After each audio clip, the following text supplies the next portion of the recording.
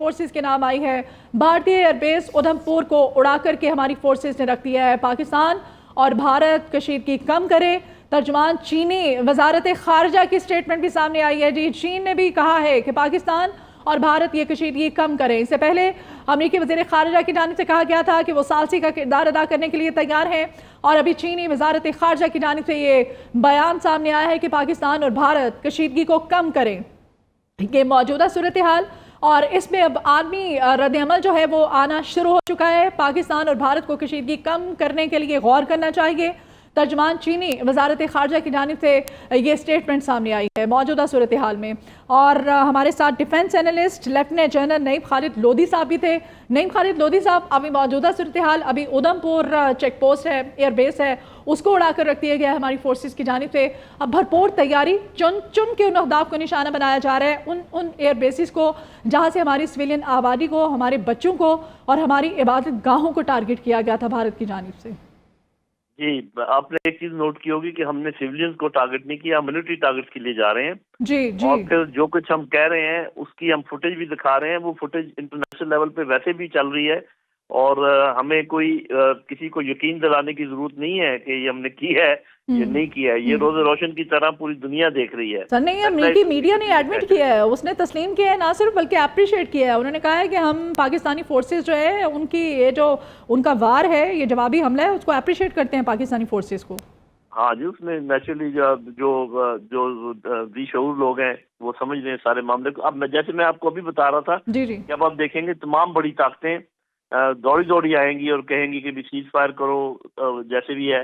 لیکن اب یہ معاملہ ہندوستان کے کورٹ میں ہے، جیسے ابھی آپ کہہ رہی تھیں۔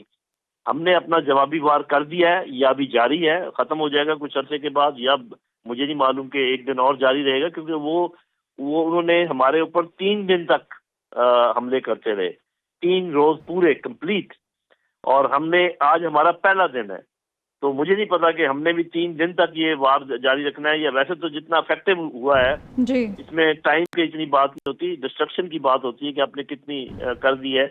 میرا خیال ہے کہ ہم نے جو کہا تھا وہ کر کے دکھا دیا ہے۔ ہم ڈرامے نہیں کرتے، ہم جھوٹ نہیں بولتے، ہمیں کسی چیز کو ملٹی پلائی کرنے کی ضرورت نہیں ہے۔